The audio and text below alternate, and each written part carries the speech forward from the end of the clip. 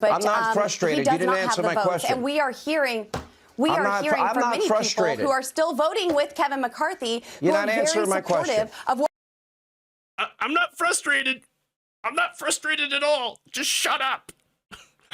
That was a very obviously not frustrated Sean Hannity spying with Lauren Boebert. So now this is all over the drama surrounding the House speakership for the Republicans, who can't seem to rally certain members around a leader. In fact, Kevin McCarthy, I believe, just lost his 7th vote for speaker, which is hilarious and very illustrative of Republican rule. So that said, on Wednesday, McCarthy had failed to get the required 218 votes to secure the speakership, thanks to about 20 House Republicans. And again, more failed votes today, which is Thursday. Boebert, of course, is one of them. This is even after, by the way, numerous concessions. But apparently, not enough for Boebert. And by the way, it's not just Boebert. It's Matt Gaetz, it's Paul Gosar, Andy Biggs, and numerous others who are refusing to support Kevin McCarthy, mainly because, well, they don't trust him to do what they want to do, which is, again, be super extreme. In fact, in addition to getting goodies for themselves and giving any one of their membership the ability to fire Kevin McCarthy. So understand, like, if they don't like that, for example, Kevin McCarthy doesn't do one of the extreme things that they want him to do. Like, what if he's like, you know what? I actually do want to pass, like, the debt ceiling. Because, my donors are going to get really mad. My donors in banks and corporations get mad if we default on our debt. Because that's going to hurt them. It's going to hurt everybody else. And I don't really care about everybody else, but I care about my donors because I care about my campaign contributions. So I really don't want them to sink the debt ceiling. I'm going to have to deal with Democrats. Well, if these people, Lauren Boebert is like, no, I'm just going to be an economic terrorist and blow up the whole thing because we're not going to build a giant section of the wall or wall off Mexico or something like that. Well, then I'm just going to sink the whole thing. All right, well, yeah, that's an issue. So now under these rules that they're pushing for, if Kevin McCarthy decides that he doesn't want to blow up the country, they'll just go, you're fired, McCarthy. And then we're right back into where we are right now. Which, again, is hilarious to watch. They're literally, like, out extreming each other and showing how much they don't really care about governing in any, shape or form, in any sense of the word. So now, a lot of obviously establishment Republicans very, very angry about this. But then you also have other non-establishment Republicans, such as Trump and Marjorie Greene, that are like, no, we really do need to get forward. We have people's lives to ruin. So let's go. Let's start the House. We really want to investigate Hunter Biden's butt crack. Let's get to it. Let's go. It's not going to investigate itself.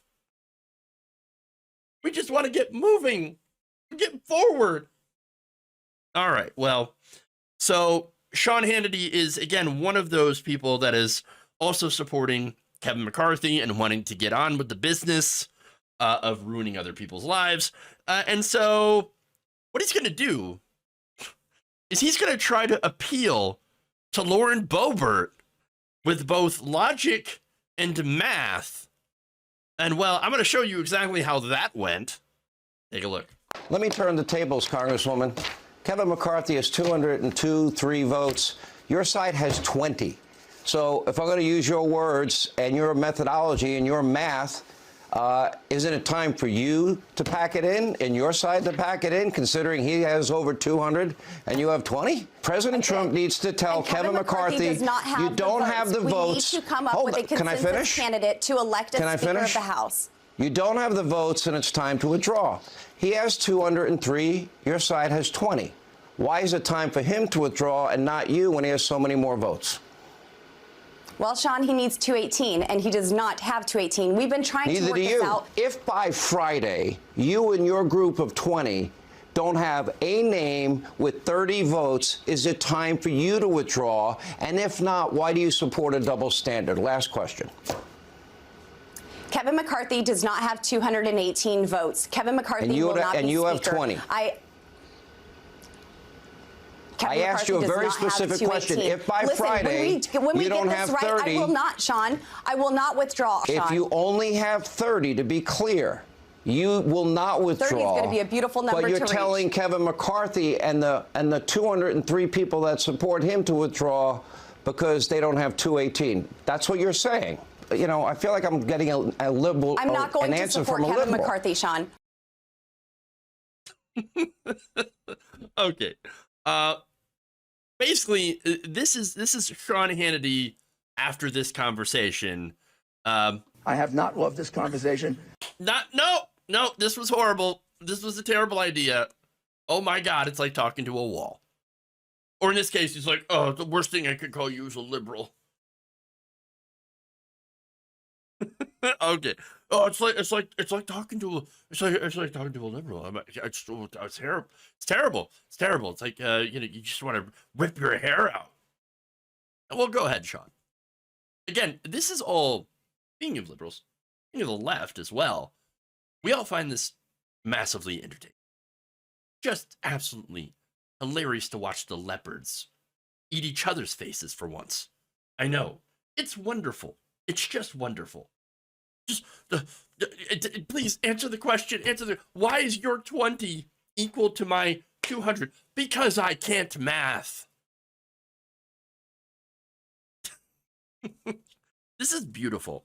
But again, the serious thing though to remember about all this is, again, it's not about policy. They pretty much all agree on the terrible policies. No, this is about power. It's about personal favors. It's about power. Again, they all agree as a party in order to make, to try to make life worse for working class people. Again, the Republican Party policy is to oppose paid leave, is to oppose healthcare, is to oppose childcare, is to oppose higher wages, is to chip at Social Security, Medicare, Medicaid, food stamps, etc. in any way possible.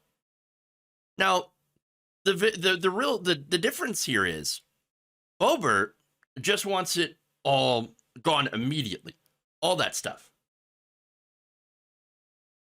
What Kevin McCarthy, his plan is to do, is to slowly chip away at it. That's the establishment Republicans and they're going to do what they've continued to do over the last few decades, right? Chip away, slowly chip away at those programs until they're gone, until they're privatized. Boebert can't wait. She's like, no, we get rid of that stuff now. No, we do the so-called balanced budget stuff, right? Which just means cutting out everything that we don't like, and that means helping out poor people. Let's just get rid of all that. Let's just do it now, and we're just going to be economic terrorists and destroy everything. Now, they all have the same goal. They have a different way of getting there. And so that's really the big difference here. And once again, Boebert and the rest do not trust McCarthy to be as extreme as Boebert and the rest of them actually are in enacting that economic terrorism. And so that's what's going on.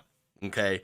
So look, overall, the same goal. They want to, double down on the cruelty. They want to own the libs. They just disagree on who's going to be able to do it best. Okay, let's move on. Nothing more patriotic than being an economic terrorist. Says S85. Well, that's how they look at it too. Remember, they despise when the government actually does things to help average people. They do think that they have a obligation to put a stop to that. Their entire worldview is makers versus takers, right? Which is funny because the people that are often at the top are the ones who have taken the most from government, from the rest of us.